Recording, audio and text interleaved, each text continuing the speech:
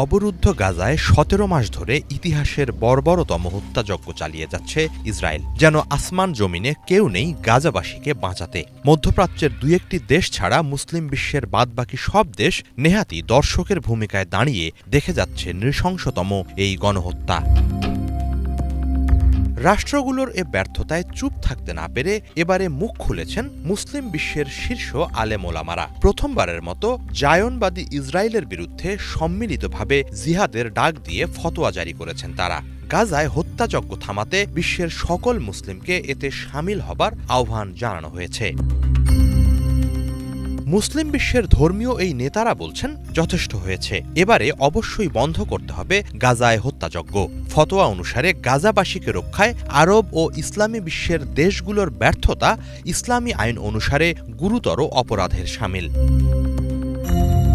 ইরানের রাষ্ট্রীয় সংবাদ মাধ্যম ইরনা নিউজ জানিয়েছে, মুসলিম আলেমদের আন্তর্জাতিক সংস্থা international union of Muslim scholars IUMS এর পক্ষ থেকে এই ধর্মীয় নির্দেশ জারি করা হয়েছে।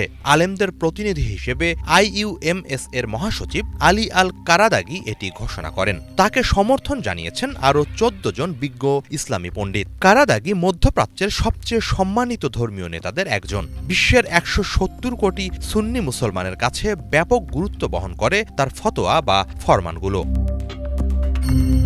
১৫ দফা সংবলিত ওই ফরমানে অবিলম্বে গাজায় যুদ্ধবন্ধে প্রত্যেক মুসলিম দেশকে হস্তক্ষেপের আহ্বান জানানো হয়েছে। একই সাথে ইসরায়েলের সাথে এসব দেশের যে কোনো ধরনের শান্তি বা সমঝোতা চুক্তি পুনর্বিবেচনার নির্দেশ দেয়া হয়। গাজা যুদ্ধবন্ধে মার্কিন প্রেসিডেন্ট ডোনাল্ড ট্রাম্পের ওপর সর্বোচ্চ চাপ তৈরি করতে যুক্তরাষ্ট্রের মুসলিমদের প্রতিও আহ্বান জানানো হয় এতে। ফরমানে বলা হয়, গাজায় পরিকল্পিত গণহত্যা ও ধ্বংসযজ্ঞ বন্ধে সব মুসলিম দেশের জরুরি ভিত্তিতে সামরিক, অর্থনৈতিক ও রাজনৈতিক হস্তক্ষেপ করা প্রয়োজন। ইসলামী আইন অনুসারে ইসরায়েলের কাছে অস্ত্র বিক্রি নিষিদ্ধ। সুয়েজ খাল, বাব আল মানদেব, হরমুজ প্রণালী সহ আন্তর্জাতিক বিভিন্ন জলপথ, সমুদ্র, আকাশ বা স্থলপথে কোনো কিছু পরিবহনে ইসরায়েলকে সহায়তাও নিষিদ্ধ। দখলদারদের বিরুদ্ধে সর্বাত্মক অবরোধ আরোপের নির্দেশ দেয়া হয় ফরমানে। ফরমান বা ফতোয়া এক ধরনের ইসলামী আইনি আদেশ।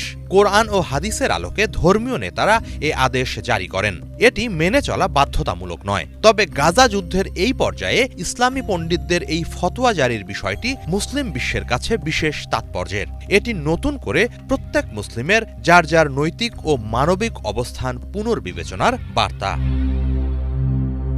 হিজল জোবায়ের, বাংলা ভিশন।